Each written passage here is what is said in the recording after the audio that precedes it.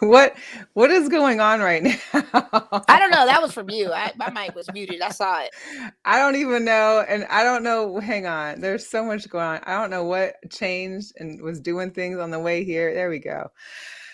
This is what happens when you've been off for a week. The show, me, I lose it. Hey, it is what it is, right? Welcome back to Girl Chat Sports, y'all. It's your girl, Mo and Mel. We are happy to have you with us. Of course, we back. We had a little break last week. My travels, busy weekend here in Las Vegas. We'll get to that after our guests. We got some hot topics, of course. We got NBA news, NFL, the free agency, both in the WNBA as well as the NBA. Some hot topics, some shows, some sneakers. We got all that. So let's just get this show started. I know if you're tuning in, if you've been in Las Vegas, if you've been a Lights fan, if you're a soccer fan at all, I know you've been wondering how our former mayor is doing and what he's up to. So we're excited to have on Mr. Tommy Olsen. Tommy! Tommy, what's up? Doing? I feel like I got something sticking up in my hair, but I guess I'm good. Oh, what's up, Tommy? TKO. What's happening? You're still the mayor. You're still the mayor. We're just all saying Cashman, but you're still the mayor. I'm out of office. I'm on sabbatical right now. So maybe I'll get to rerun soon, but we'll see. Well, you're still our mayor. That's not gonna change. We are so happy to have you on. So we're just gonna get right to it. What's up? What you been up to? What's been going on in your world? You left the Lights and you got an offer to go overseas. Let's talk about how that experience was. Let's just backtrack to when you got the call that you were heading over to Finland. I mean, that was a whirlwind for sure, especially for my family and everybody. It was pretty hectic. So I figured out I wasn't going back to the Lights pretty late on into the process. It was probably might have been early February, and that's pretty late to not really know what you're doing. Right. And I've kind of been planning, not necessarily for sure that I was going to come back, but I had been there 3 years, so I was like, okay, maybe something's going to work out. Obviously, they did the whole LAFC thing, and that's a whole nother conversation, but pretty much got rid of the whole roster, and it left a few players like myself kind of in a lurch, what are we going to do? And I was looking to stay in the U.S., but obviously this was during COVID too, so there's a lot going on. I mean, we had 3 teams fold. I mean, for any minor, quote unquote, minor league professional sports, even major league, it's just you know how it is. COVID was just a nightmare. So anyways, I started looking overseas because I wasn't finding what I wanted here. And out of nowhere, my agent's like, hey, we have a guy who works out in Sweden and Finland, and there's this team, FF Yarrow, who I had never heard of at the time. He's like, they're looking for a goalkeeper to come in and start. And he was like, it's in a town called Jakobstad, Finland. And I was just like, okay. He was just telling me this stuff. And I was kind of like, oh, this is nice. But I wasn't really it was just a casual conversation. And he pretty much ends the conversation by saying, hey, they want you to go and they're going to send you a contract. But you have to decide in 2 days because the deadline was in 2 days for them to bring in money. So I'm sitting there. I think it's March at this point, and they already have most of their guys there for preseason because they start season April 1st. So it's March for me, and I'm figuring all this out. And they're like, yeah, you got to decide. So I go home to my folks, and I'm like, all right, so this happened. Team in Jakobstad. I start Googling Jakobstad, Finland, all this stuff. I mean, I've never been to Finland before. It's just some country out there. You know what I mean? Obviously know it's in Scandinavia, so that's cool because my dad has Norwegian roots, and obviously I'm Norwegian. So, and we've been up there a few times, so that was good. But yeah, no, I'm looking at this place and I'm like, okay, whatever. And we had a couple long conversations back-to-back nights because I wasn't totally sure that's what I wanted to do. I mean, what was it big leap. It's a big leap. Yeah, I mean, it was it's an 8-hour flight from New York, and New York's probably 5 hours from here, so it's a long haul. And it was kind of just hey, this is the opportunity.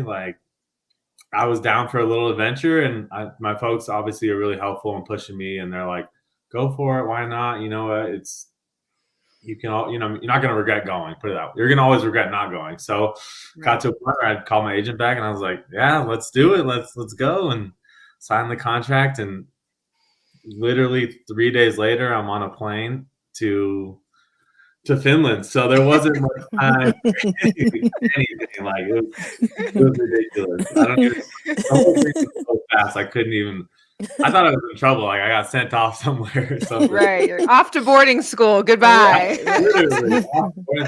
Well, shout out to Mary Beth and Pops for pushing you. You know, they're my favorite, one of my favorite parents to see.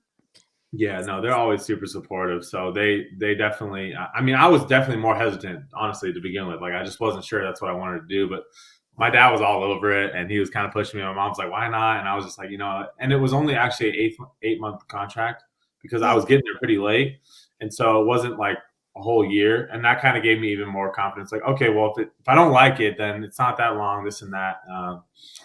So yeah, I go to fly to Helsinki after like a bunch of plane flights, and I get to Helsinki. I have to take a 4-hour train ride from Helsinki, the capital of Finland, to Jakobstad, which is like northwest. And yeah, after all that, I'm taking a 4-hour train ride, and I'm in this country like whatever. I don't speak Finnish or anything. Just navigating, like sticking out like a sore thumb. Like where do I go?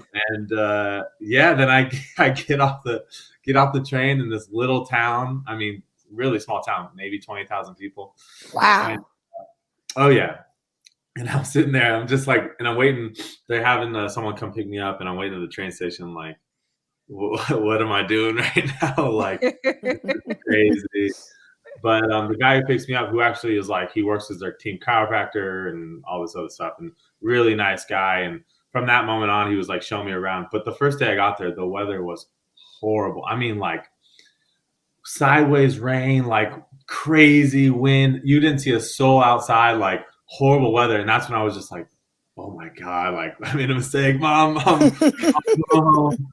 But no, I get there and like I said, one of the main guys picks me up, and he was like very, very kind, and like kind of knew I was a fish out of water. I mean, not only am I the only American guy they have, but I'm from Vegas too. Those are two like two things that are just insane. And no, like I said, they were so really nice to me, like from the moment I got there, and like really open, and like helped me figure out my apartment situation, helped me with all this stuff. And like, it really helped like with the transition, because I was still trying to figure it all out, but I still remember the first day walking in the locker room, and all the guys ended up being really cool and really awesome.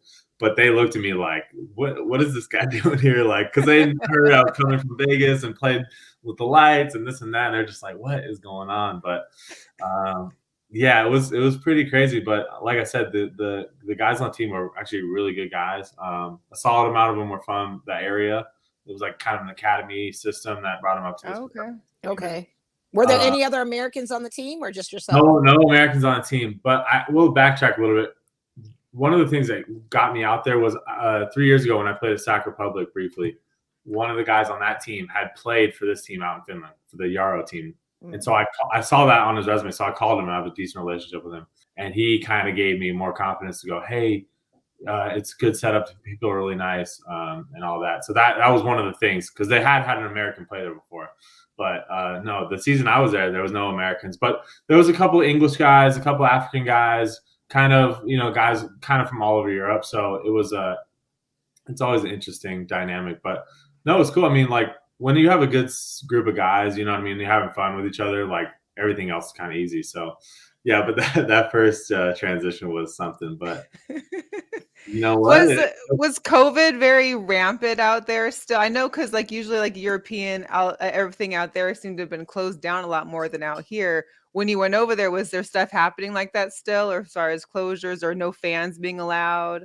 Yeah, so because this was 2020, so March 2020, so it was pretty hectic here still, and I needed I don't know if I didn't need a vaccine at that point. I think they had a vaccine, but I get there, and yeah, I mean it's a small town, so it's kind of like, I wouldn't say protected, but if one person has it, so everyone kind of they're laying low. But yeah, I mean everyone's wearing masks, and they're pretty aware of it for sure. But like when we went on the road to play like bigger cities, they had no fans. They had a bunch of rules, same kind of stuff. And I feel like people there were really like, they kind of listen. There's no like whatever. They're just like, all right, we're not doing anything, this and that. Luckily, it was only like the first 3 or 4 games where we didn't have fans, and then it would kind of cleared away in the summertime. So it was all good. But yeah, I mean, that whole thing was definitely it was a challenge for sure with COVID, because then had to get the vaccine, and then you had to do all these different things, and then at the end of the season when I was traveling around, like it was crazy. Every country has their different rules and stuff. So Wow. So how was the competitiveness of you playing there versus when you were with the Lights? How did it kind of raise your level to be even more competitive for this new expansion team you're about to join, or you joined? Or was it that same, did it challenge you a lot better? Yeah, then? I wasn't sure. Like I said, I wasn't sure about a lot of things. And that was one of them, like what the level is going to be like. And I was actually really surprised at like some of the talent on the team. You just don't know. It's not that I thought there was going to be bad, but you just don't know. Like you can get there and be like, oh, wow. But I was actually pleasantly surprised by a few guys on the team who were like really good players, really good resume. I think the team in general was just as, I think, could have played USL as well. Same sort of, vibe. And I got one of my better friends on the team actually played with Manchester United and their academy system for like 5 years. And so these guys have been playing around Europe, and they're big players. And it's funny, like they aren't necessarily from Finland, but everyone kind of ended up there for a different reason. You know what I mean? They might have fell out with this team they had in England or wherever they were, and ended up there for an opportunity. You know what I mean? It was kind of a weird thing. Like it wasn't just all Finnish guys. It was guys who were they were kind of looking around Europe, and they ended up in Finland. You know what I mean? So it was, I was surprised by the level. I thought it was pretty similar. You know what I mean? And actually, the guy on the team, he played with Toronto FC in MLS for a year, and he's from that area too. So that area, apparently, in that academy system, they've had a lot of good kids come through there, like local Finnish kids that have gone to Russia, have gone to obviously the US, have gone kind of all around. So they're kind of known for, producing pretty good talent. That's great. So we had a question. How cold does it get in Finland? Because obviously we know how it is for those Vegas summers when you're playing. It's hot. Yeah. I know for us, even coming to the games in the summertime, it's like, man, it's longer water breaks. And then you're going to Finland and playing there. So what's the temperature like there when you're playing? How cold does it get? Well, I think for the most part, it was okay because it was summertime, right? I mean, season was April to October. But I will say the last 4 games of the season were pretty miserable. But one in particular, it was our second to last home game. And it was freezing. I mean, like, it probably wasn't. I mean, it was probably like, I would say it's like 15 to 20 degrees. But it was also a storm, and the field was completely muddy because it was pouring rain, like sideways rain. There was hail. The wind was just going all over the place. Easily the worst weather I played in. And I remember just like this, like literally just like shivering and trying to whatever. And I was just like, oh my God, this is terrible. This is terrible. No, thank you. Just a shit show pretty much. You know what I mean? It was like you couldn't really pass the ball because the field was all messed up. Guys were slipping all over the place. I think the score was like 6-3 or something crazy, just like a weird, not like a hockey score or something, just because it was so crazy. And I remember going out after the first half, and I was going into the second half, and I was literally walking on the field, and I was just like, please end this right now. There wasn't a soul in the stands because they're not even that crazy to sit through that. Wow. Did you guys win that game? Yeah. Did you win that match? No, we lost too. That's the worst part. Yeah. You're like, just call the game now, please. We're done. Literally. I would have, if they were like, okay, you can lose 2-0, but you have to leave the field right now. All right, fine, let's do it. Like, it was just one of those games, honestly. It's crazy. And I've never, obviously, being in Vegas, you don't have that.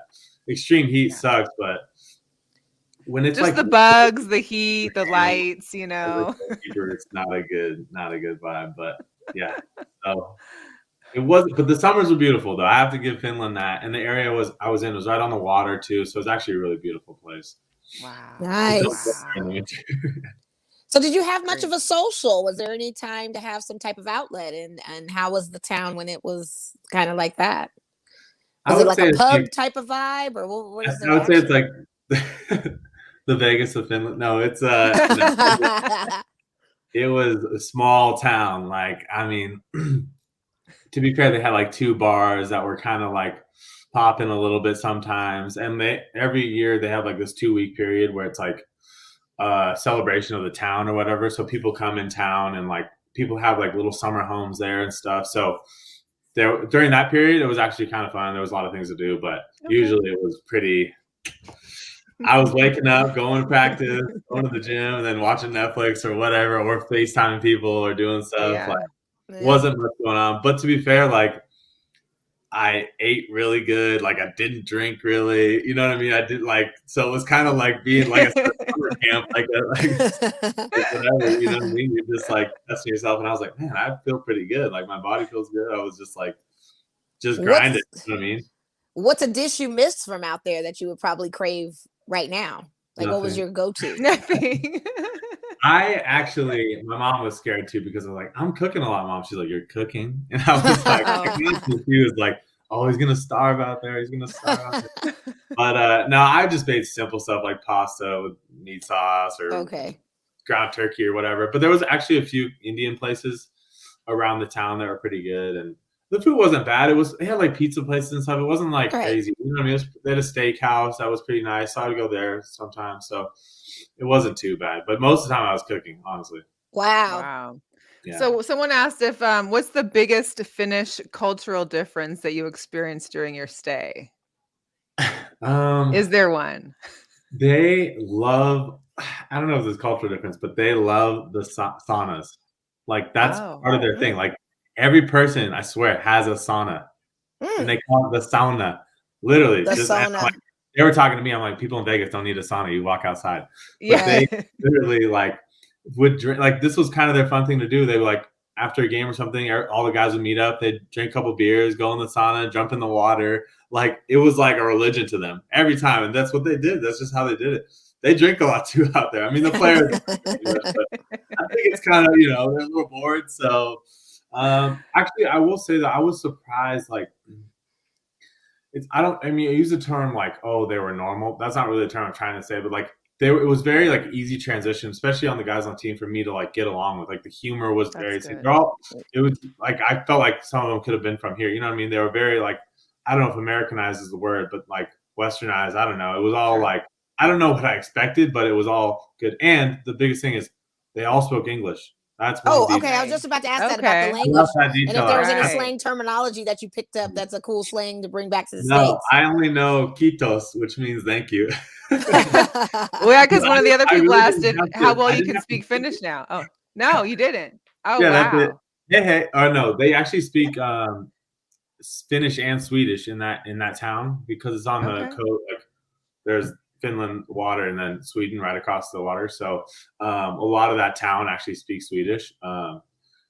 But they all speak English too. So it was like really easy. I didn't have to ever like learn anything. So that was good, I guess. But I wish I could have learned a little bit more. But when I first got there and I was in the bigger city and I heard Finnish, it sounds like crazy. It's like Russian. Like it's like they could have said blah, blah, blah, blah, blah. And I was like, okay. Like, literally, it wasn't like, you hear Spanish or you hear like French or something, you can kind of maybe pick up some things, but Finnish is like, it's a whole nother ball game. And there was a few like older people that lived in my apartment complex and they didn't actually speak English and they would come up to me not knowing I didn't speak Finnish and just go on rants. And I was just like, hey, see you, hey, like thumbs up, and you know what I mean? Like it was a funny thing. But I guess that was probably the biggest thing. All the players spoke English and were up to date with like even American sports and stuff. You know what I mean? They watch obviously NHL, hockey's really big there. But a lot of them watch NFL like late at night, like Sunday nights or whatever. So it was pretty easy transition, I feel like, hanging out with the guys and stuff. Well, that's good. So how long did you think you were going to be out there till you got the call to come to Colorado? Or what was because I know you got that contract. Did they ever approach you about renewing or what? So I was on a year contract and I had like talks with them about renewing. I think I was kind of always thinking it was going to be a 1-year thing for me. Like the season went well for me. Like, I mean, I played most of the games. I picked up a little injury, so I missed about like a month and a half, which was the downside. But for the most part, I played most of the games, and our team was pretty good. Like we had finished, I think, 4th, but the top 2 actually get promoted because in that league they have relegation promotion to the first league or the third league if you get relegated. So, it's really like that competitiveness is a lot different than the US. Like you're playing for something, whether if you're going to win the league, okay, that's one thing, but you also can't finish the bottom 3. Otherwise you go down a league. Oh, wow. Yeah. So it's a lot more, I would say it's a lot more cutthroat, especially if you were having a bad season. Like it'd be like playing with the lights, and like, even though we're losing, you wouldn't just be like, what's to play for? Season's over. It's like, you're like, no, we have to survive the league so we can stay the next year. And that comes with money too. If you go up, you get money. If you go down, you lose money. So it's like this whole thing. And that happens in all these European countries. So I would say it's a little more cutthroat in general, just because people are invested, their money is invested. You know what I mean? It's not like, oh, bad season, or like NBA, we'll get the lottery pick. You know what I mean? Right. And you have a reason to lose and stuff. So it's different. Kind of like a real Ted Lasso out there, with the relegation and stuff. No, 100%. That's exactly what it is. And it makes it that much more cutthroat, especially the higher leagues you go to, because they're like, there's millions of dollars on the line. So that was an interesting thing. But I actually forgot your question. I was just ranting. But no, about how you got picked up, how you got over to Colorado.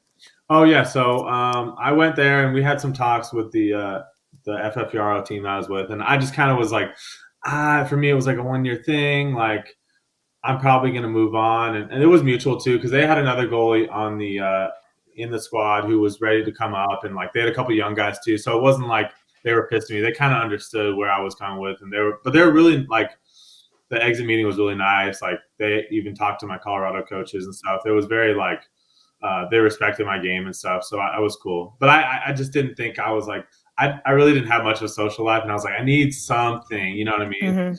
I was considering going to a couple of bigger cities in Finland. That's kind of what I wanted to do if I stayed out there. Like Turku is a city out there. It's a pretty big city. Like, I don't know people, but like a proper city, Helsinki, obviously. And then this place called Vasa. So I was looking at those clubs because I was like, if I stay out here, I want that kind of feel, you know what I mean?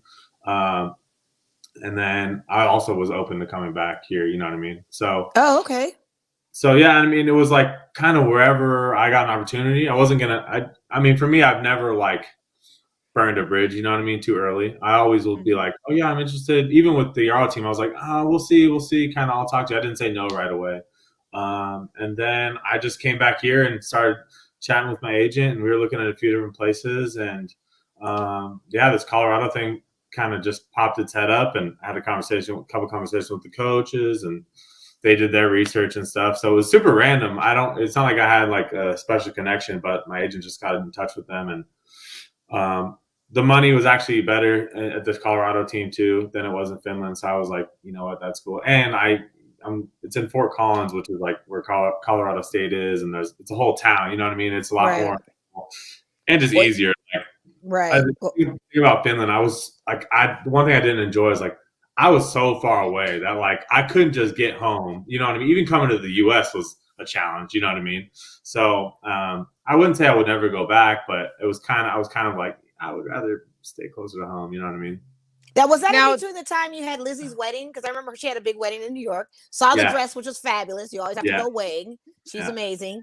Was that during the time? So you had to leave Finland and go to New York, or were you already done with your contract at that time? No. So actually, I got hurt like 3 weeks before that. And the running joke with my sister when I saw her at the wedding, she's like, "Really? You got a fake injury just to come here?" I swear. And honestly, like if I didn't get hurt, it's weird to say, but if I didn't get hurt, I don't know if I would have gone. So it kind of, I guess, worked out. I mean, it sucked that I missed so much time, but I had an injury and I wasn't doing anything. And the coach, I was like, "Can I go out to the wedding?" And he was like, "Yeah, obviously, whatever."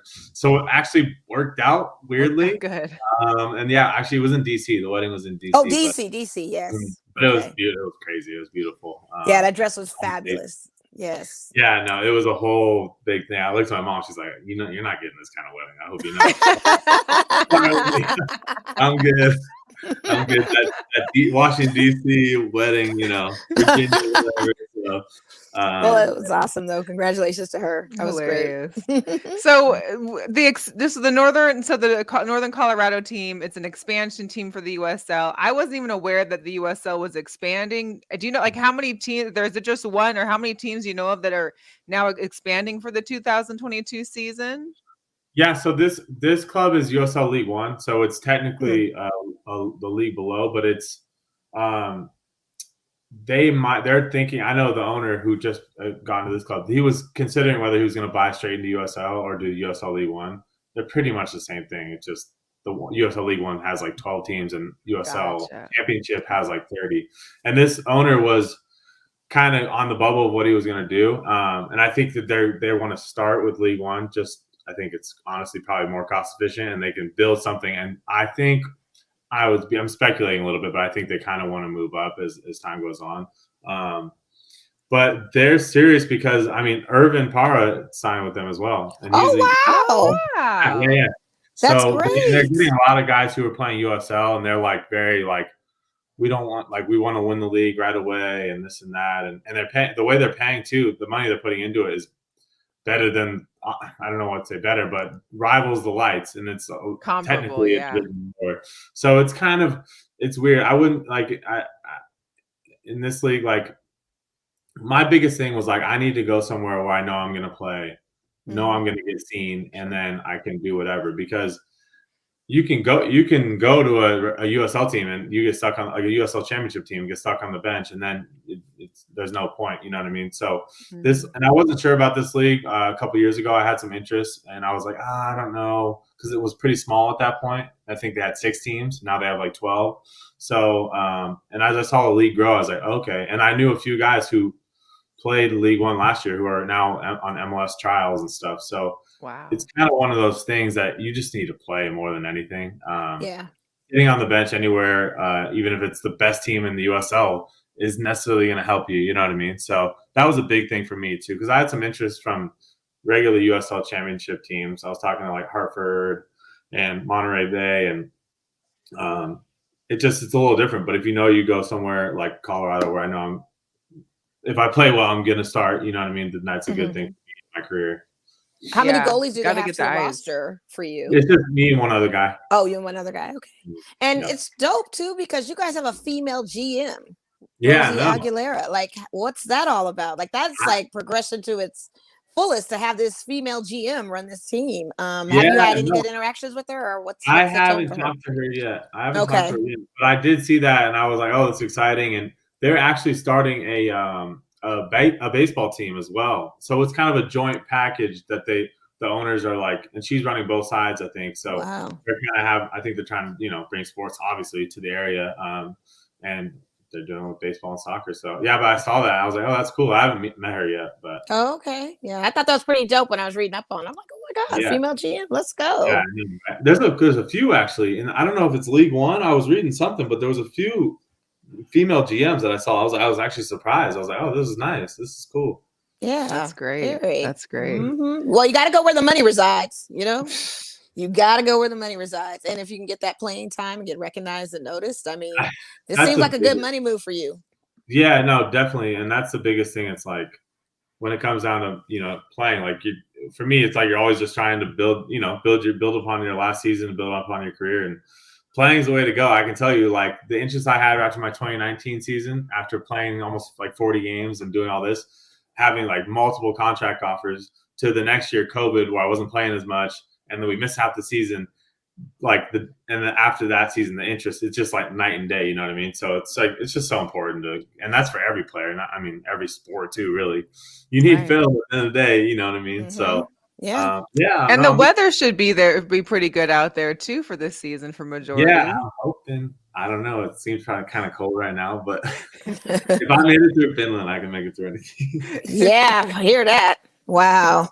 When does the practices and season start for you guys? No, we start preseason the 15th, so pretty soon. I'm actually I'm heading up there this weekend, so a nice 11-hour drive heading my way, but that's not bad, honestly. So, but hey, 11-hour drive to get back home or fly home to Vegas to see the family versus however long it was on 8 hours boats, plus 4 on a train, and airplanes. It was like a 20-hour slanted rainstorms as your arrival. Oh yeah.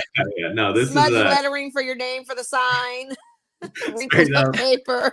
Welcome, Tommy, all dripping, leaking oil. I'd be calling my mama too. Yeah, right. I felt you on that. in that first week, that first week I was there too. I was in a hotel, and it was like the small hotel, and I'll never forget like in Finland they're very like, I would say it's like simple living, you know what I mean? And the hotel room, I thought it was gonna be like whatever. I go into this hotel room, and it's like this small little room. There's like a little twin bed to the side, some like random TV setup, but just random stuff. And then in the bathroom, it's like a little closet, and there's the toilet and the shower, but like it's literally right there. There's no like divider or anything. So when you shower, everything in that bathroom gets wet. Oh my gosh. First day I'm sitting there like, oh my God. This is different.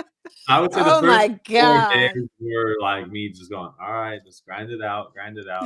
Yeah.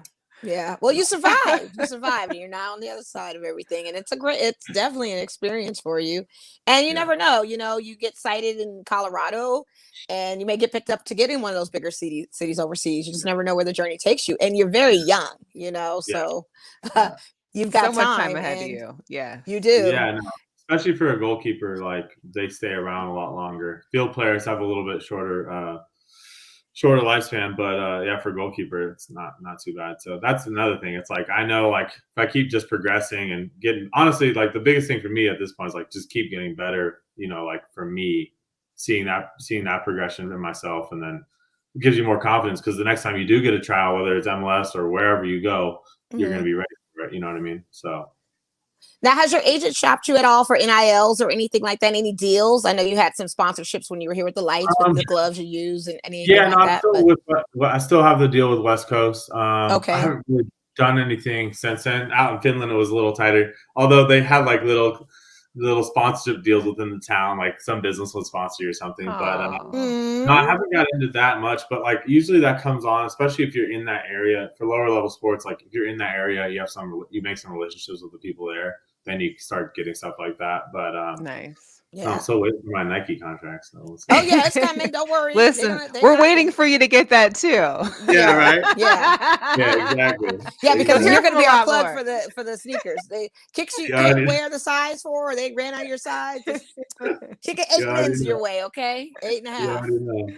Yeah. So, what are you looking forward to for the? You guys need some goalkeeper gloves. I mean, I know you guys are playing. Oh yeah, hey, bring them. I mean, I think we got offered some gloves a couple of seasons ago. Right, but we never got our gloves. We never got our gloves. There was something we were supposed to get. Yeah.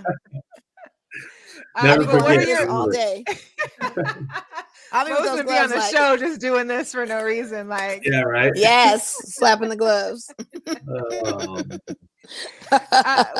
What do you have expectation wise, or what are you hopeful for this new season and being back in the States and just kind of coming full circle and trying to get back out there as far as with eyes on you and getting seen, and for the team, for a new team. Yeah, well, I think my agent said it right the other day. He was just saying it's a good way to like reintroduce yourself to the American market. You know what I mean? Because after having some success with the Lights personally, and then going through kind of an off year and a lot of different things happening, not to mention COVID on top of everything, it got a little stale. So actually looking back on it, it was probably a great decision for me to go somewhere else, get better, learn some different things from the coaches out there, because everyone plays the game a little bit different. They have their own little quirks and twists on the game. So I got to learn that and kind of soak it all in. And then he's reintroducing myself to the market's a good thing. And like maybe someone who didn't maybe think you were the best before watched you again and goes, oh, look at the progression he's made. Or someone who's liked you was like, oh, he's back, this and that, like looking good and stuff like that. So I think it's good overall in all, you know what I mean? Just getting an opportunity. Staying healthy is the biggest thing. Last year was the first time I ever got injured for like a long period of time, and that wasn't fun. So that's a big thing for me. And I have high expectations. I think the team, as opposed to the Lights, where the Lights was always like, if we make the playoffs, it's a success. You know what I mean? There was no like, we're going to win the championship. Although I always drive myself to do that. Right. I think at the club, there wasn't necessarily that sort of push as like maybe some of the top clubs in the USL, like a Phoenix or a Tampa Bay or, whatever, Orange County. They're always like, we're going for the championship. But with this Northern Colorado team, like every conversation I've had with the coaches has been like, hey, we're spending money, we're doing this, we're getting guys like Urban and guys other guys across the USL to win now. You know what I mean? We don't want to like build something. We're given the green light from our owners and managers to go out there and win. And whenever you hear that from coaches, and especially the coaches that are there, they're younger guys. I think it's like their first big opportunity too. So they're really hungry.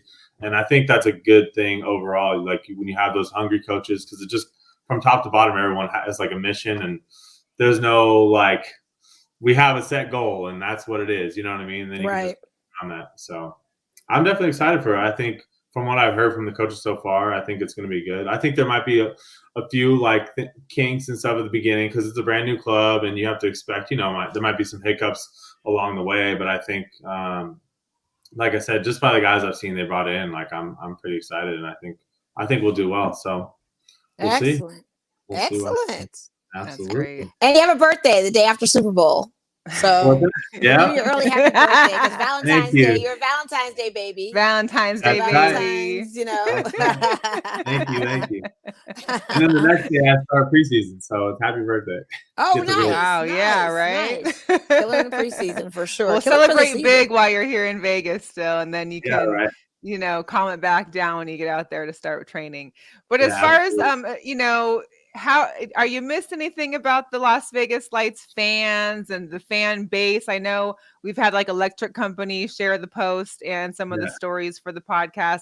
I know Llama Dude was in here earlier watching the show. Like, is there anything in particular that you miss about the Las Vegas scene and the Las Vegas like soccer fans? Yeah, for sure. I mean, all the time, honestly. That was like you never know what you got till it's gone, right? Like you have that like when you have that support, and like I've had such a good time, obviously 2019 year when all the fans were there and everything, and the team was doing a lot better and had some success, and obviously my family was there. I mean, I would always do that if I could, you know what I mean? If it was up to me, I would make that happen. But at least for me, like you look back and you're like, oh, well, I wish I was back with the Lights. I wish I was this, but like at least I had that experience, you know what I mean? Yeah. Because you never like it could have not happened. You know what I mean? So I look back on it obviously with like such great, like, great feelings about it, the whole thing. You know what I mean? Even though there were so many hiccups within the organization. And changes. Oh my God, the changes. Who would have thought we lost Ronaldo and then go to another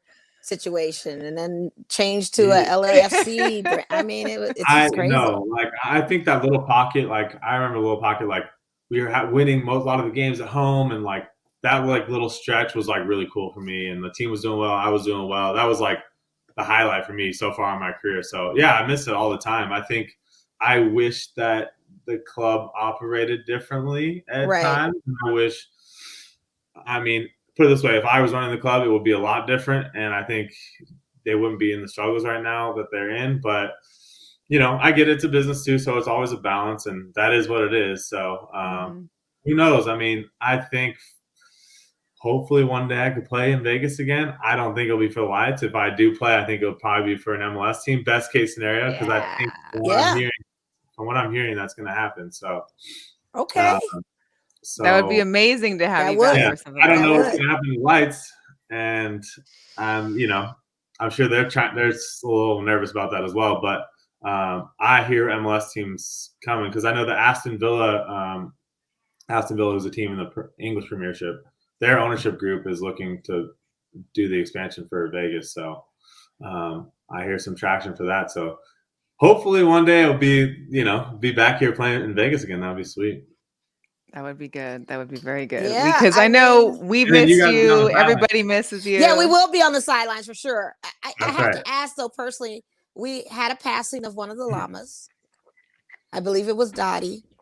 Yes. Do you miss the Llamas? Do you miss that whole thing with them too, with the Lights? I just have to know. Or the Vegas productions itself. The money grabs, all of the hippity hoopla. The llama died. Do you miss it? Do you miss it? That was Mo's favorite part was the llamas. I'm sorry, Tommy, but it wasn't necessarily you. Her love has always been for the llamas. That's okay. You know what? I didn't mind the llamas. I hated everything else along with what came with it. And I like them. I managed it pretty well, but the llamas were the least of my concerns. I know. Although I didn't like to hold the llama during the pictures. I'll tell you that. I was like, dude, I'm not holding the llama. That llama almost bit a few players a few times too. Really? I didn't know the girls could get violent like that. Yeah, girls. They were always nice to me. They were cool with me. So maybe because we had a mutual kind of thing. You know what? I don't mind vibe with each other. The llamas are cool. R.I.P. R.I.P. Right? Man, I was shocked. I was devastated. Everybody was texting me too about it. Tommy, are you okay?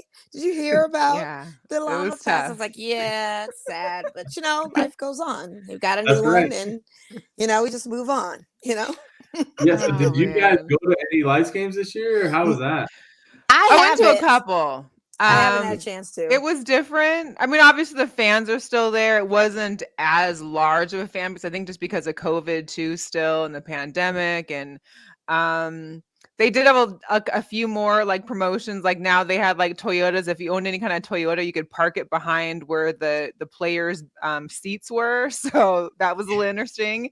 Vegas is always going to come up with something to bring in the crowd. So there was a couple of promotions that were interesting, but it wasn't the same. I'm hoping that it can get back, but I know with their partnership with like the LAFC, they're playing more games out there, and there's not as many here. So it's kind of like. Yeah, I'm hearing that like this year they're actually going to play games out in LA or something like that. Some games. Yeah, that's how they had started out. Yeah, that was what they were doing. I mean, it's tough. I could go on a rant about that. I won't. And to be honest with you, Tommy, the Raiders came here, so I kind of had shifted my focus to. No, I mean, at the end of the day, it is the USL soccer team. So not people are. No, but not for nothing. It was definitely for you and to see Electric Company and to see all of that. And I had intentions on going because the Lights games go hard. They had official sponsors. I was loving the rituals of the games, but badly for like the Electric Company and the diehard fans who are always there and who really just enjoy soccer at the end of the day. That's their thing. People have the Knights, people have the Raiders. That's their thing. So I feel bad for them because everyone knows. I talk to coaches all the time and people I used to play with, and they all know the Lights had like one of the best fan bases. In the whole league. It's not even like easily top 5, if not the best. You know what I mean? And I'm not even saying that because I played there. I'm just saying because I played at other stadiums, and you literally had games in that like league where you went to some places and there wasn't like. They were mostly academy teams or second teams, but there wasn't a soul in the stands. Then you go to Lights games and everyone's like, oh, snap, it just feels so much better. So I don't know. They just deserve so much more. And like, I know because I was playing in front of them and I was like, that team deserves a championship or something, at least a properly run, situation. But it's frustrating when, I'm happy that Danny Musovsky, my friend who plays at LAFC, went in and out of the Lights lineup because that's good for the city. But it's frustrating to have players living in LA, training. Right. They're all from LA, and they're going to Vegas on it's like a kids tournament. Like, oh, we got to play a game in Vegas, and they leave right now. Come back. Yeah. That's just unheard of, and no other owner and no other franchise would allow that to happen. And I know the USL, it doesn't like it either. The USL is not happy about it. And they can't do much, but I know they were like, put it this way, it's not going to be a permanent thing. They're not going to let that happen because it's like, it takes everything away from the game. You know what I mean? It's almost like a rent a team for the weekend kind of vibe. Right. Yeah. I need like 6 sub stat. Thanks. Yeah, right. Exactly. Yeah, we need a couple of, we'll just get some random guys and give them jerseys. I mean, that's really what it's coming down to. It's it's hard to play like that when you're not able to practice with each other, How do you? At least when I was there, everyone was living here. We had a core group of guys, and the fans got to know these guys over time, and so they build relationships, and then they care more. It's not some sort of mystery. That's with every fan base. Raiders, Knights, I don't care, or the Aces, whatever. The players have been there. They build relationships. They go out to these community events. They do this, and then the fans are actually invested in the game. It's not just a football game. It's like, oh, I really love this guy. He's my favorite player because of X, Y, and Z. Like, I'm a diehard supporter. You know what I mean? So, anyways, I just wish they got a little better deal. But I do think better days are ahead. So. Well, and maybe it's a preventative move in that maybe if MLS does come here, that the Lights would maybe there's another city within the LA area or county that they'd want to move to, and it's a preventative thing, or it's that's probably what's going on. I think that's a good point. That's a good point. Yeah. But hey, it is what it is. What are you gonna do? So we have some questions. Shout out to Jorge. Shout out to Andre. Shout out to Kente. Jorge asked the question if we were going to come see you in Colorado. That may be a possibility. Yes. Give us if we know we have gloves coming, we'll be there. Even if we didn't have the gloves coming. We want to be watching with gloves on. Yeah, like so we're ready. Doing our thing, Mm-hmm.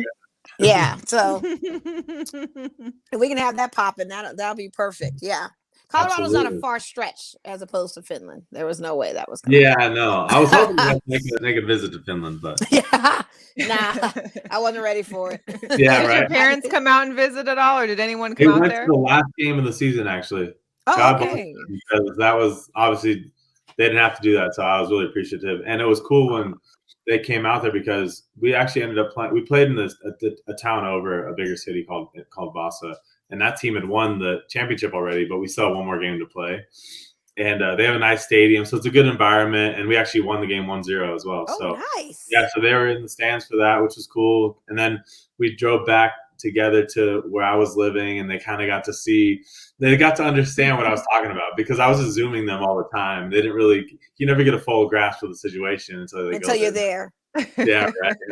You should have taken them back to the hotel. The full bathroom and shower. The bathroom shower thing. No, they did not stay at that hotel. Good. I'd have been like, don't stay at that one. You guys won't make it. Yeah, absolutely. Oh my goodness! Wow. Well, Tommy, we so appreciate it. We've got some more topics. I mean, I know we've already been talking. We told you we'd probably talk for like an hour. I know. I told you when we started. I said we have to catch up with Tommy. It's going to be like an hour. I already know. Like it's so much to say. All good. I need to get into some of these topics, though. Yeah, let's go. Man. What you got? Okay, so what were you talking? You mentioned earlier about the Bucks and the Lakers. Yeah. I mean, the Lakers are playing tonight. Because I know Mo. I want to hear what Mo has to say. I think that's. The Lakers are playing tonight. I mean, they're playing against Portland Trailblazers. They're actually up tonight. So Portland has like 5 guys. I don't think they can feel the feeling good, but they're playing in Portland. My friend called me yesterday. Shout out to C. He was like, "Hey, I know you're home from work. Are you watching these Bucks and Lakers?" My response was no, because I already looked at the score. They were already up. The Bucks were up by 30. I knew there was not going to be a possibility of us winning this game because they are the reigning champions and they've got young talent and they've got aggressive talent, and our talent is very suspect right now. I mean, we are in some real sneaky links, shady boots type of situations, and the men are old. I kind of professed this early on in the season, Tommy, that these Lakers, looking at the roster, was not going to be much for me because of the chosen legends that got to play on this team. And quite honestly, we're coming up on this trade deadline and they're talking about Russell Westbrook for John Wall. And I'm like, that makes no sense because that's about what and what. I mean, Russell doesn't add any value to the trades whatsoever. Do you think Russell's going to go anywhere by the trade deadline? I don't know, because they were talking about, the Lakers were saying they were not going to give up their 2027 first round draft pick to trade Russell. That's how deep it's getting. Where other teams are asking for literally firstborns and going all the way 7 years later for first round draft picks for Russell to be added to trade up for Russell. So Lakers are not agreeing with that. So I think he's here. I think he's here till, and just to keep him riding the bench and making him get benched early. I mean, listen, the guy is 4 for 12 for the field. I mean, what do you want us to do? 4 for 21. I mean, this guy doesn't make. I don't. It's bad. I mean, you could get like a guy rookie for him, at least just get something that maybe could do a little better when they play. I don't know because you still have Dwight Howard, you still have DJ, you still have Trevor Ariza, you still have Avery Bradley, you still have all these. I mean, why am I even talking about this tonight? Oh, that's right. We're on the show, right? Is there another hot topic we can get into? I mean, this is just where I feel. You touched a soft spot, Tom. I wanted to hear what she had to say. And I went on a rant. Because I feel like I was hopeful for Russell Westbrook. I really like Russell, like as a player. Everybody does. Everybody. You know what I mean? Everyone's hopeful, and but like I was watching last night, and I was like, man. I saw when he played for the Wizards, and I was like, nah. He's not the same Russ we had. Like, he's bad. But the thing is, too, he's not. I mean, not just him, but he's not playing defense either. But the rest of them, that's the thing. I don't get if you're not making shots. At least make yourself useful on the other end of the court. He's not. It's hard to defend him, and they just look old. And I mean, geez, Louise. Well, they are old. It's not even gonna look but anymore. I mean, they still got LeBron and AD. You think whatever. I mean, that's caustic too because AD's You know what been it is? hurt. They shouldn't have got rid of Caruso. It's biting them in the butt. Chicago, let's go. Getting rid of Kuzma, getting rid of Caruso. I mean, getting rid of Brandon Ingram, getting rid of a few of these young Tito's, because now when the Tito's show up and play against them, they get frustrated and upset. You know, they don't like when John Morant is in their face dunking, or Devin Bain, or any of those kids are taunting them, if you will, because they've got the energy to go a full 4 quarters and they can't, you know. We always stay strong in the first half, and I always tell people bet Lakers first half, because by halftime sometimes we're up by 5 or 6. It's that second half of play. Like right now, it's 43-37 against these Portland Trail Blazers. Granted, CJ McCollum got traded. Granted, there's no Damian Lillard, but saying all that means nothing, because once we get into the second half, they get gassed out or some drama comes, and they're ninth currently in the Western Conference. Yeah, we gotta even see if we qualify for a play-in. They're out of the bubble right now. Can we make the play-in? We're not even gonna make a play-in. Can we make a play-in? I'm hopeful for. I haven't given up completely on Russell, but he's got to change. And I think honestly, he should just stop shooting as much. He should just be a facilitator, because obviously they don't know what that is. Yeah. They don't know what that is. No, it's tough. It's hard. I watched it yesterday and I was like, this is bad. It's a dumpster fire. I know. I saw no championship in this future. I thank LeBron for giving us a soft 17, but that's it. I have to move on. I have to watch more exciting games. I have to watch Golden State. I've got to watch, Chicago. I've got to watch Phoenix. I've got to watch games that give me life. This game here just makes me nervous and upset. LeBron's still balling, so that's the hard part. But if he balls out 40 points, Tommy, we still lose. Yeah, I know. Because then he's not no good balling if you can't win a game. Yeah, it means nothing to me. I mean, it's just the Lakers are a mess. I'm still gonna ride with my purple and gold, but of course I call it like I see it. I'm that woman, Well, there was some trades, speaking of trade deadline, because it is tomorrow at noon our time. The Tyrese Halliburton deal that went down with the Kings trading him away today seemed to kind of rock the NBA world a little bit. They did get Sabonis from the Pacers, which I'm a fan of his. So we'll see how that goes. Of course, you had talked about CJ McCollum being traded away to the Pelicans. The Blazers, whatever they got from him they basically traded back out today. And they got Joe Ingles. Oh, Joe Ingles. Yeah. Ingles. Mm-hmm. Yeah. So that should be interesting. But then we're also on the cusp of waiting for, will the Simmons Harden trade go down? Will Ben get out of this funk, and will he be back on a team that he's going to be playing for anytime? Is this going to happen? He's so not loyal. I swear to God. I knew he was going to do this.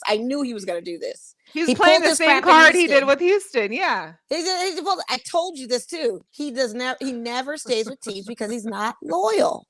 There's no loyalty in him whatsoever.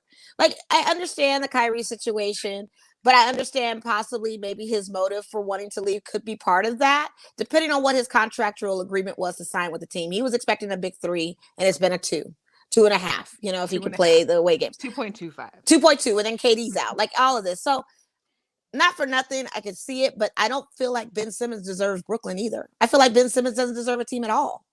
Like, well, it sounds like the Nets are requiring a lot more than just Ben Simmons. And need to. They need to. He has no trade value because he hasn't shown anything that he's brought to Philly, because guess what? We haven't seen him. He hasn't played. We haven't seen him.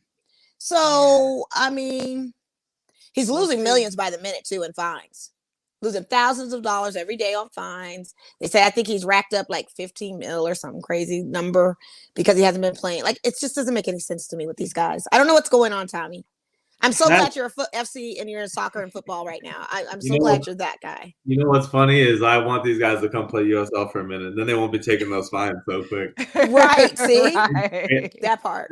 I can't generalize, but some of them are just, they look so entitled and spoiled. It's like, dude. And all this is about him getting shit from the fans pretty much, right? More or less. And maybe the team shopping around prematurely or something, but like, dude. It's part of the game. Like, imagine you come out the next year, you ball out, the fans love you, and then you leave or whatever. You know what I mean? Like, why are you hurting yourself? It doesn't make any sense. Like, and it's because you don't want to shoot the ball. All they want to do is have you dominate and take over. You know what I mean? Like, it's not like value would have been increased if he had played and showed up.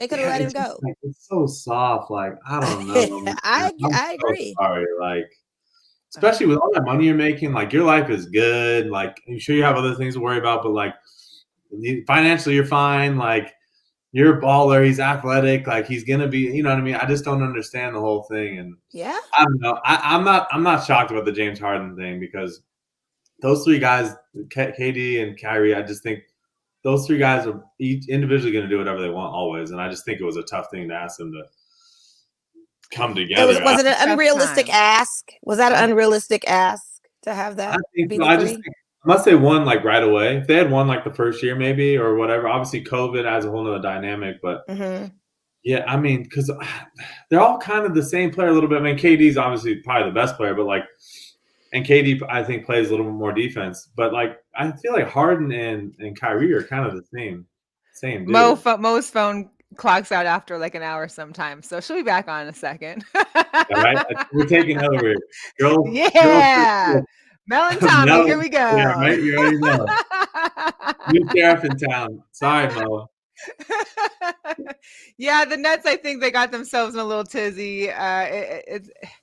Who knows? Are they still even going to get? Hey, I'm back. Oh, it's cut out. Sorry, Tommy. It wasn't. I was going to take over your spot. Yeah, go for it. Like I was listening to you. You had a great analytical take. Your takes are really good, and I'm like listening to you, like, damn, I can't even add anything to this. No, you added. You were. Hey, we were in sync. We were here. It was my phone that just wasn't agreeing with the moment. I'm always impressed with you two. I'm always like, man, I need to watch more sports and learn more shit because I'm way behind. Dude, I'm naming the whole roster over here, Mo. I'm like, okay. That's the Lakers, though. You know, I can't. Well, you know, she's big in fantasy basketball too, so she's like agree. playing and making sure her guys were getting her points and all that. So, but you know, how long have you been in Vegas now? For a little bit. You've been here, or were you here last weekend throughout the big sports hoopla that was out here? So, of course, we had the NHL All-Star game as well as their Fan Fest that was at the convention center. There was the NFL Pro Bowl, the ProBowl Practices. I actually went to one of the practices and was a complete fandom with my girlfriend. I saw that with you and Russell. I saw that. Get a little kiss from Russell. Well, no, Sierra and the kids were there, so I couldn't, plus he is 5'10" maybe. But I do have my Super Bowl 48 jersey that I did take and sign. I had to fight grown men for it, but here's what I don't get. It was crazy.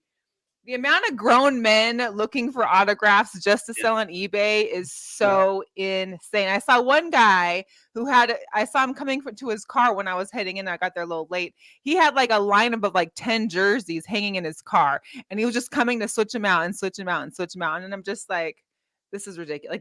Like, hey, that's the money moves. Players get set up with these guys. You know what I mean? Like, they might accidentally skip over a kid who actually deserves the autograph. Right. Yeah. You know what I mean? Like using. So I don't. It's tough. Like that's got to be tough when those superstars like those guys are just like bugging them too. I'm sure like elbowing you to get into space too. And and I just went to the security because security's like, you can't stand the in the aisleway, but I got like a third row seat just to sit at, and I was like, I'm just gonna leave my jersey and the pen right here. And some lady was the older lady. Well, how are you gonna get him to sign it? Listen, don't you worry about it. When I see him coming this way, I'll come down and I talk with security. And she was like, yeah, it's cool, whatever. I'm like, all right, thanks. But the one thing I will give Russell props to is that, how the ballpark is, it's obviously like a baseball stadium. So you've got the whole fans that are going around in like a 90-degree angle. He went from from left field end all the way back to behind the home plate, all the way back out to right. He was the only player I saw that signed that. I mean, even a minuscule amount of autographs as he did. He signed everybody for 30 minutes. He just signed autographs. Most guys would come sign a couple hats, toss them in the air, or they'd come sign a couple balls or whatever. But the amount of time he took was really nice. It was really He's a good man. And he was throwing darts in the skills challenge too. The skills challenge. He was showing them rookies kind of what's going on, them young boys. Right? I was watching. I was like, ooh, okay, he still got it for all the haters out there. No, we want him. To leave. We want him. You know what I mean? I ain't mad at that. We want him. I can hope he still stays, but I'm not, I don't want to give up a lot. So hopefully, Yeah. who knows. But I was just glad to have that experience. I think a lot of the people there, it was nice. The ballpark also didn't require masks because it is outdoors. So that was kind of cool, even though most of us still wore them because of what's happening. But it was nice to see the guys out there practicing. I know we had mentioned there had been some people that were reported being out. Of course, it's Las Vegas. Everybody's going out. They're partying. They're at the clubs. Oh yeah. Which we'll get to that on our Jugadores Locos because there's one of those as well. But it was just nice to see those people out. The game itself, I think, was terrible. I don't even know why. That's why I don't do Pro Bowl. Everybody was like, Mo, are you going to Pro Bowl? No, I haven't watched a Pro Bowl game in over 25 years. Why would I go now? My question, what do you guys think they can do to fix it? Have it during the regular season and make it exciting like they do the NBA All-Star game. And granted, I know injuries happen. I know, but you can still make it flag football or touch football. You may hold some competition events, like you said, the skills challenge and all that kind of stuff. It would have been nice to see a celebrity or two football games or something. Yeah, celebrity flag football. Make it something appealing. But in the last 25 plus years, the only incentive for Pro Bowl was Hawaii. Yeah. So I think they need to put some money behind it. They got to put some money behind it to really get these guys to want to play. Like, but this game, I think, was by far worse than I've seen. And better marketing. No one knew it was a Pro Bowl here, which was crazy to me. I don't know if you're living under a rock or what, but people were like, even at my coworkers at work were like, "There's a Pro Bowl here." Like, yeah, it's just so difficult. Like NBA All-Star is just a whole nother level. It is success, but like it's hard because football, obviously. They probably do need to get more celebrities involved and all that. They but like do. the game itself is like you might as well do 7-on-7 with flags, like literally some sort of like, and have different guys play different positions because like I don't blame the guys for not going hard. Like the last thing you want to do is get hurt in the Pro Bowl. Absolutely. But make it fun. Fans don't want to see like it was literally like I don't even know like kids playing at recess for like it was worse than that. I'm not watching that. That's ridiculous. I was on Main Street at Makers and Finders Coffee Bar. I spent a very beautiful Sunday out. I said, I ain't watching no Pro Bowl. That's just not. I tried to watch it and it didn't. I tried watching it, but it wasn't happening. Yeah, I can't. I'm sorry. That's just not me. I can't do it. And people were calling me on the weekend nights like, oh, so-and-so's here at this place and so-and-so here's at that place. I'm like, are they asking for me? If they're not asking for me, then I'm not going to be able to come. But don't tell me the 25th hour that they're there, Travis Kelce and Dame Lillard and Patrick Mahomes sitting at Cosmo chilling, and it's 5 a.m. and I don't have time to get dressed and speed over there. Like, I hate that. Like, don't tell me after the fact. And then if they're asking for me, then I'll come. Well, one person that wasn't asking for you, Mr. Kamara here got into a little trouble outside of Dre's. It appears that he had a long night on Friday, which turned into Saturday morning. Yeah, because he got the after hours. Yeah, so he basically, him and his crew had assaulted one of these guys here, which from what I read, the reports are more like basically someone had called him ugly or called him like something like that to where they beat this guy up. So what happened was, and I know the navigation of Dre's After Hours, don't judge me. When you're underground, it's one elevator. And you're waiting for one. No. Yeah, it's just one, not the club upstairs, the after hours. The after hours. So it's an underground elevator because it used to be like a little restaurant or something and after hours kind of thing. So it's one single elevator. Maybe fits 10 at best in there on a good night, but it's not big. So when they were waiting for the elevator, I guess this guy was coming over and he already tried to get on and they were like, no, but he had said something about a friend in the entourage because Kamara was with his woman and a whole other entourage of folks. And one of the guys in the entourage was referred to as ugly. Like, I guess he made a reference of, I don't know why you got these ugly people hanging. So that led into a verbal thing that ended. The coup de grace was when they got in the elevator, the guy tried to get in. Kamara pushed him back like, no, you're not getting on this elevator, which I understand because the elevator's not that small. And if you're rolling with a crew, you don't want no outsiders in there. That part's understood. Yeah. But I think it was just the aftermath of that. The fact that you're kicking this man 16 times and your friends are beating on him like multiple times. Once he's already down, you're still and kicking his ocular is all jacked up and he's hospitalized. Like that is bad. And for everybody saying it's Vegas, brings up no. Our city is fine. It's the people with the problems that bring a problem to our city. We're not the problem. Vegas is not the problem. The people with their problems are the problem coming to Vegas. You know what I mean? If you have those kind of problems, you don't need to come to Vegas. If you got vices like that, don't come here. Yeah, it exposes everybody vices. That's what's one thing Vegas does. It may be a vice you never even realized you had, but it exposes it. But you already had it. So don't come to our city with your personal problems, because if you didn't fix them, then that's what it is. Yeah, and Alvin is definitely done for the year. I believe possibly, because that we don't know what the legal ramifications of that is. He got jailed after the Pro Bowl game. You think he's done for the year? I mean, I don't know. We don't know. Well, he has his court hearing is in March. He has a court hearing March 8th. So I think he gets off. Honestly, you do. I just think it's such a. I'm not saying he was in the right, obviously, but it seems like a complicated situation. Not like there's more cut and dry ones, you know what I mean? I feel like than this. Not to say I don't understand some of these guys. Like you have your boys with you. Like, why even mess around with these idiots? Even if they are being over the top, you know what I mean? Like, you can get out of the situation. Have them handle it. There's security there, and those are big guys. I don't understand what was going on. You're just like asking for crazy. Trouble. It's crazy. And none of us were KJ there. brought up a good point. Like, it's on camera, so it's not like it's a hearsay thing. We're right. able to, it is on there's camera. Things, there is evidence of they say what he he's doing the guy 15 after he's down. 15. Yeah, when he's down. Evidence. There's video evidence? I didn't know that. Well, there's always video evidence at Dre's, especially in Vegas. Come on. Okay, well, that adds a little different. Yeah. I'm like, he was giving him a pass time. He was ready. He was like, let's just see. And then we got tape. We got receipts. And now we got receipts. Got the receipts. We got the receipts now. So, because before it was speculative, we didn't know the full details. And then that video came out, or the camera, and now the receipts are pouring in. So, I don't know.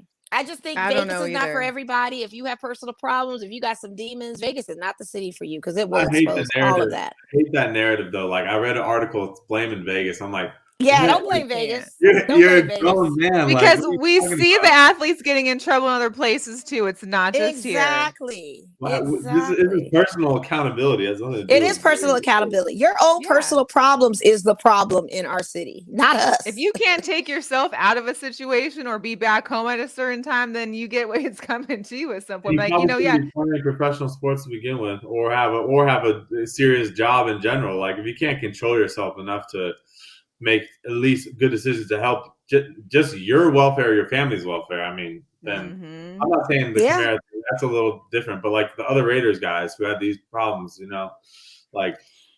Yeah, I saw the dash cam video for Nate Hobbs getting pulled over for speeding. I mean, I see like 110. I'm like, all of it. Why? Like, you go to the speedway and take those cars around. Exactly. You got the racers. That's what the speedway's for. It's not open all the time, but it's definitely open on weekends for you to run your car. They do that. That's a thing. I just don't understand. I don't know what goes through their head. Like, I think it could be like a machismo kind of thing, I guess, but it's childish. It's just childish now. I thought Fast and Furious making too many sequels is the problem. I'll blame it on that. We're playing Vin Diesel. That's what I think is the problem. Go put it on Vin. Yeah, right? Right. Man, oh man. Also, Super Bowl Sunday is this weekend. Tickets are averaging $9,000 on StubHub. Is that an LA thing, or is that just... They're all fancy over there, Mo. Jesus. I mean, they really are. Come on. They really are. Was it Ocho Cinco that was like, what fan can even afford to go to these games? And that's fact. Like, who's really cheering at these games? Like, everything to be it's an entertainment. It's like an entertainment thing. And I think with the halftime show being what it is, which is very exciting.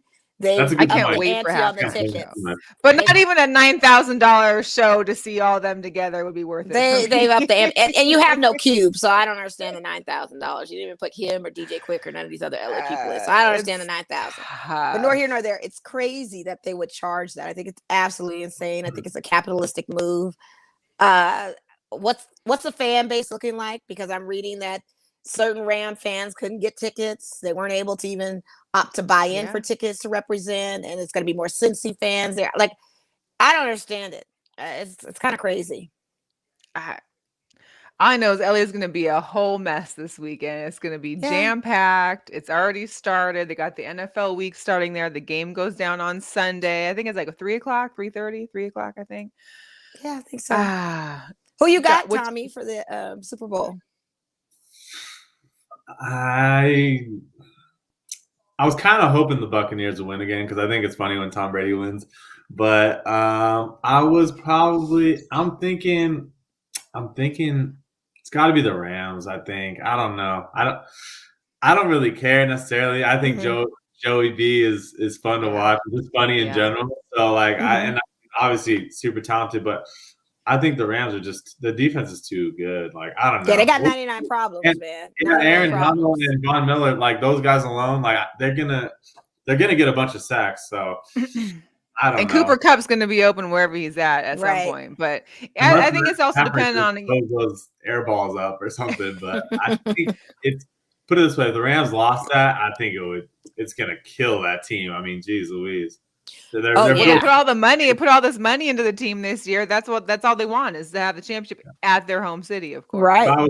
If I was betting though, I gotta take the Rams. I just think they're too talented, top to bottom. Like every position, they don't really have many weak spots. Obviously, Weddle's playing safety, but still, like, Eric Weddle led the team in tackles last game, I think, the defense, and he just came out of the beach or whatever. After 2 years ago, yeah. When you have your weakest, quote unquote, weakest player doing that, like, I don't know, they're just stacked. Really, they're stacked.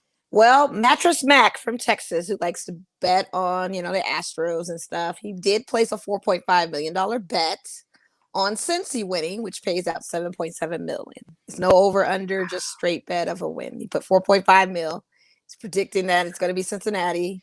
I personally don't have no dog in this fight, so it's kind of like whoever there has the fight in the dog, I guess, if you will, to win is where I'm going. But hopefully it's a good game. I don't want to see a blowout because then I'm going to be snacking and gaining more weight. I need it to be good. Wanting to turn the TV and watch something else, So I hope it's good. If the Bengals do win, though, what a story for Joe Burrow. Oh, yeah, and that is the story. Like, that is a great story. And Jamar Chase, like, that's just crazy. That would be insane. That in 2 years they win a Super Bowl and whatever they won the national title to. That would be unbelievable. Yeah, that'd be insane. But I mean, I don't know. It would be tough. I mean, it's no doubt his toughest game. So we'll see. We'll see what happens. If he's a real deal, I got to give it to him. He's an LSU guy. It's like a brother from another mother. I mean, if it's close, I think it could. I think if it's close at the end or tied, I feel like they have a chance because I feel like with Joe, he has like he's ice. Like he has no fear, no nothing. He'll go do it at the end of the game, and I'm just happy we're not seeing the usual suspects in the Super Bowl. I'm glad there's Tom Brady's are gone. I'm glad that there's no. It's nice not having the same suspects. But speaking of Tom Brady, he did mention today on someone's interview that he hadn't decided, he still hasn't closed the door and having a potential return. So he's leaving the door open still too, and maybe coming back one day. Don't. Like, come on. Please don't. I mean, please don't. I don't know. What team you going to go to? The Jets? You want to help them out? I mean, if he really wants to come back, do charity work. Do charity. Go to the Jets. Go to the Texans. Go do charity work. Go to the So you're telling me if the Raiders are like, hey, Tom Brady, one more year, and he was willing to go. Listen, if he was active and there's not a long pause, like knowing the Raiders, we would take him 5 years later when he's been sitting on his duff not doing nothing and he won't be as effective. If it was an immediate pickup, then I would be for it. You were trying to say our team needs charity too? We kind of do. But I'm just saying, like, if he does it, let it be immediate. I don't need it to be 5 years from now, like he's getting a call off the couch and may still not have it. And that's where our luck will fall. We get him and he's throwing interceptions. It's not the same. Like, no, it'd have to be immediate if he's saying this noise. I hear you. For me. Yeah. Yeah, it's tough. But good question, Tommy. I mean, listen. We were expecting him early on when he was still, shopping teams before the Buccaneers thing. He had shopped Raiders at one point, That would have been nice, but Although retired Brady, I don't know. Hey, I'm a believer in DC, baby. I know you aren't, but I am. I know you. I watch your Twitter. You always Twitter. You always capping for Derek Carr. Always. You always capping for him. And I want to go in on you so badly, but I think you're overseas and you're lonely. So I was like, I'm not gonna say nothing. I'm not gonna argue with this kid. Like, I'm gonna let him. I'm gonna let it rock. I understand how he feels. I'm gonna let it rock. I'm not gonna go in this battle. It's not that I don't mind Carr. It's not that she just prefers somebody else, anyone else. No. It just frustrates me. It just frustrates me. We have a new coach now, Josh McDaniels. This is a whole Patriots revenge thing. I feel like something's going to happen with our team. New GM from the Patriots, new head coach from the Patriots, new defensive coordinator. I think our offensive coordinator, I think Greg Olsen's gone too, which is fine too. But we'll see what happens this upcoming season. We just have to see. Yeah, whole new coaching, whole new look. Yeah. You know? Shout out also to Max Crosby, who won the defensive player, the MVP for the Pro Bowl. I think the only person other than he might be the only person that was hitting, I think, during the game. Well, good. Somebody had to show up. So. Somebody. You got one tackle, so they had to give him the MVP. Yeah, they had to. He got the one. They had to. Thanks for playing the game, Max. Everybody else didn't get the assignment. He was like, "Oh, flag! I thought this was tackle." So bad. So bad. And if you're gonna play flag football, wear the flags. Like, just make it so we're pulling on something. At least so we know. At least so we know. We were at the Shrine Bowl and we saw the kids playing flag football. And it was exciting. And the girls were playing harder than the guys in the Pro Bowl. And it was exciting to watch. The Shrine Bowl was good. Those NFL, because they also had more flag football playing, I think, at the Pro Bowl halftime too. That was good. It's too much. So, but then some good news: the Eli and Peyton Manning are getting their Manning ESPN2 show for Monday Night Football is getting extended for 2 more years. So we'll get to have Peyton and Eli for 2 more years. I enjoy them. I like the outtakes. Really, I think it's the best part. It is. Now, Tommy, I know you gotta go. We don't want to hold you because I see your 15 minutes, but we thank you so much. Where can everybody find you, real quick? Yeah, Tommy K. Olsen 1 on Twitter. I know if you want to hear me back up Derek Carr, you can find me there. But you tweet again, I'm gonna chime in. I'll engage. Yeah, right. Derek Carr's #1 fan. Absolutely. Hey, I just like to protect guys who I think get a little really. They're good guys. He's a good guy. Like, he's got a great heart. I mean, he's a very nice guy. He's like you. He's a great guy. But I just yeah, right. No, I hear you. But I appreciate you guys having me on. It was always good to talk to you guys, and we'll definitely be in touch now that I'm not too far away. And absolutely, we got to come back. We miss you. We do. Best of luck for you on the new season. We'll definitely try and catch you. Hopefully, if we can watch one somewhere, or even if we have to make that trek up to right. To I think the game is ESPN Plus too. So it's nice. Nice. Awesome. All right. And then next time I'm on the show, we'll be in person, right? So yeah, we'll see. I don't know. We kind of like this streaming thing. Yeah, it's not bad. We'll meet up for a visit. Maybe we can. We'll meet up like on Fremont or at one of the bars maybe we can do a or broadcast something. That way, go live or something. Yeah, I hear you. I hear you. But we like it. But we do need to see you close up for sure. Absolutely. Yes. All right, guys. All right. You take care. All right. Be easy. Right, bye. Tommy K. Olsen, you guys. So dope. I know. Love that guy. We miss him. We do. We've already been going on forever today, but we appreciate all of those that have been rocking with us. We appreciate you. There's been so much. I mean, we already went kind of over the NBA, went over the NFL. I did want to just I know there were some people that were confused watching the NHL All-Star kind of skills. Shout out to Las Vegas, because the way they put this city on the map with the NHL All-Star game, I think not only players but fans want it to be here more often. Like, they really set it out. Like, they closed down parts of the strip to pre-record things as far as the skills challenges. They had like a blackjack puck shot or something like that. Nice. And they did the thing at the Bellagio at the Bellagio fountains with Mark Stone was part of that one the skills challenges. But what was pretty funny, which I had noticed when I was watching the skills challenge, as well as when I was actually at the NHL All-Star game, was that everybody, no matter what team you're on, except for the Capitals, everybody boos Tom Wilson. I wasn't really aware of it, but I heard about it. I'd heard about he's kind of like a dirty player. Okay, He's I was kind gonna say, of what's the like their story on why they boo Reeves him? of their team, but because of Alex Ochenkin, or I forgot his name anyway. Because he had COVID, he couldn't come for the Capitals, so Tom Wilson was his replacement. But the way that the fans booed him was so hilarious. And then there's this video I have to show because here you go. Okay. It's a good thing they didn't announce us individual. I would have got booed for sure. And from the Washington Capitals, number 43, Tom Wilson. He got booed every time he had a puck, anytime he got introduced. Like, and he's a good-looking guy too, but everybody is like, everybody loves a villain. Nope. They weren't having that. Cut on the nose was already indicative that this guy's a bad boy, but I found it cute. I thought he was really cute. I was like, "Ooh, he's cute though." He was cute, and that's one of the things I mentioned about the skills challenge is that us or me being a newbie to the NHL fandom, and our Vegas Golden Knights having been here for I guess 4 or 5 years now. We're still new to it a little bit, but to see everybody without their helmets on and to see their faces and to see who they are was great to watch. When I was at the game, I actually got to see the night, and it was also really enjoyable to see all of these players, all the different jerseys. Was it's so just really cool. Fly to see all the different jerseys. Talk about showing up. I thought that was so cool. I mean, everybody had their hometown on, everybody had their fandom on. And then, of course, all the mascots were going through the aisles and playing tricks and playing pranks. And it was really cool to see it that way. Like I hadn't well, at least seen you the had NHL one fun all-star game.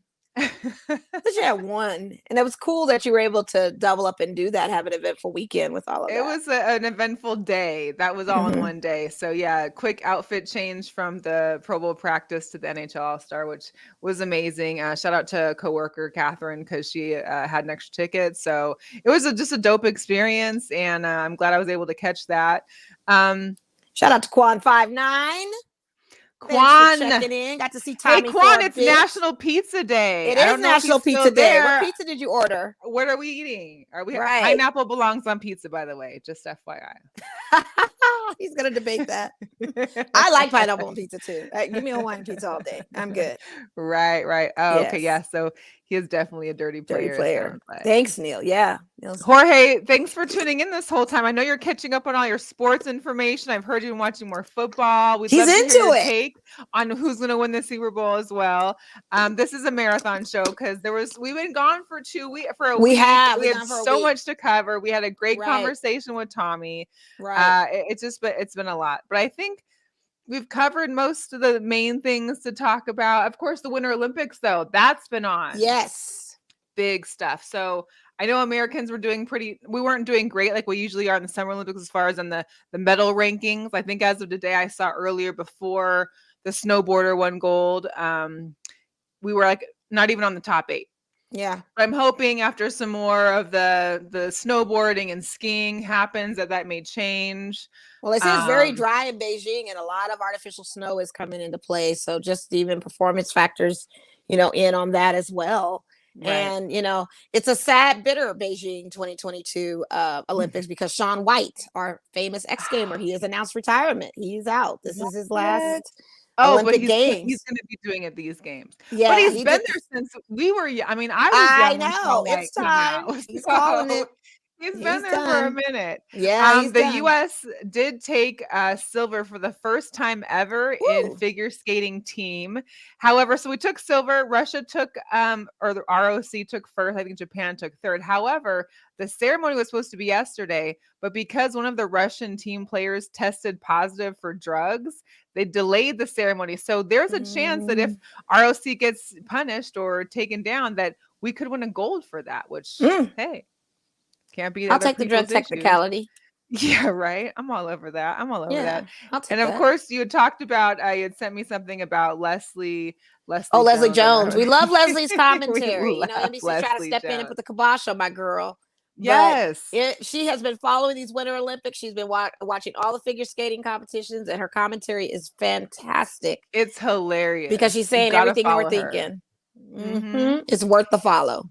You got to follow her. Watch for her commentary. I mean, Yes. honestly, it's better than Snoop and Kevin did for the Summer Olympics. That's what And she's I not think. even getting paid for this. Like She's she's doing not. it from her home, watching TV, giving us the play-by-play, and it's hilarious. Yeah, it is. Great. Let me see. We went through Yeah, football. we The did. Aces, our Aces. Oh, yes. We got Aces news. We got Aces news. So not only current Aces, Kelsey and Chelsea and Derica are all with Team USA for the FIBA World Cup qualifying tournament, which is in DC, and it's basically I think the 10th through the 12th. Also on the team though is Angel McCoughtry and Kayla McBride. So former Aces are also on the team. Nice. Yeah, I'm excited for that. And it was announced today. It was announced today that Derek is actually going to be playing in the All-Star Celebrity Games, right? Yeah, that's gonna be good. She's on Team Walton. I wasn't sure which Walton was coaching. I'm hoping it's I don't know. If it's Luke. I don't like either one. I'm not a Walton fan. The Walton family. Of course not. You're a Bulls person. Why would you be a Walton fan? Yeah. And of course, Liz Cambage headed to LA. Well, we knew that was coming, that she was going to go somewhere. It was just a matter of where she was going. When they announced Kia Slocum as renewed her contract, it gave her actually a full freight contract. I was like, oh, well, Liz is going somewhere. Yeah. Liz is gone. Well, Kia Stokes. Oh, Kia Stokes. I'm sorry. Not so those. Yeah. Kia Stokes. But here's what I'm curious on. They re-signed her for $115,000, which seems a little high. I don't know. Maybe I'm wrong. Wait, we saw her play some, huh? Oh, they re-signed Kia Stokes for that. Yeah, but she was effective when she was in for those limited minutes. I was wanting her to be. That's why I need to see more because it was limited. So I need to see more. Other than that, we only have Jisoo, who's still obviously in Korea playing. Yeah. Are we keeping her? Does she stay? Who knows? There's not a lot of moves on our end because I know they re-signed Rakina. Yeah, Rakina Williams is back. Yeah. And I can't remember who else there, but Asia, of course, got her contract, which is great. But can we talk about the Phoenix Mercury? I mean, go for it. These guys going in with Tina Charles, Diamond Shields, on top of Brittany Griner, Diana Taurasi. I mean, they have to. They lost a championship game to the Sky. Squad. They are coming with power now. They are not trying to lose the season going forward. And I just want an exciting WNBA season, and I think it's going to be headed that way. I think the West is going to be it too because Liz goes to LA, but they also got Jordan Canada. I think they just got Kennedy Carr, Katie Lou Samuelson from Seattle too. So there's moving parts happening around here, and it's going to be interesting to see what happens. I think the WNBA draft is this Sunday as well, so that's going to be interesting to see what happens. But let's just get into girl power before we get some sneaker drops on here. And where did I put that? Oh yeah, so 15-year-old Kamila Valieva, I believe she's from the ROC, Russian Olympic Committee. She became the first woman ever to land a quad in Olympic history on Monday. Here's that.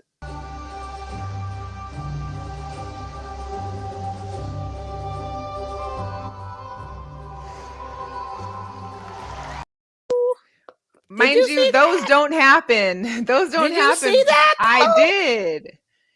You know, when I was growing up, the Winter Olympics, it was impressive if you had like a double axel or a triple axel. These men and women are doing quadruples now. And not only did she do that one, she followed it up with a second one. And then a third one she attempted and missed it. She failed, But the 2 is, 2 out of 3 ain't bad. That's some girl power. Also, I wanted to just congratulate Sarah Fuller, who we've talked about before. She's the Vanderbilt kicker who was the first woman to score at a Power 5 college game. She just signed with the USL Women's League in Minnesota. So the Aurora FC. Nice. So we'll be seeing her playing soccer. I wasn't aware there was a USL Women's League. I didn't either until you said that. I know. In regards to some just quick shout. So I think we talked about before, Paige Buckers that plays for UConn. Her NIL deal is with StockX. So she's big on the sneakers, of course. She got her whole squad lined up with new sneakers from StockX. Bruh, Paige. No, you didn't. Aw, she's so sweet. Yeah, this is really fast.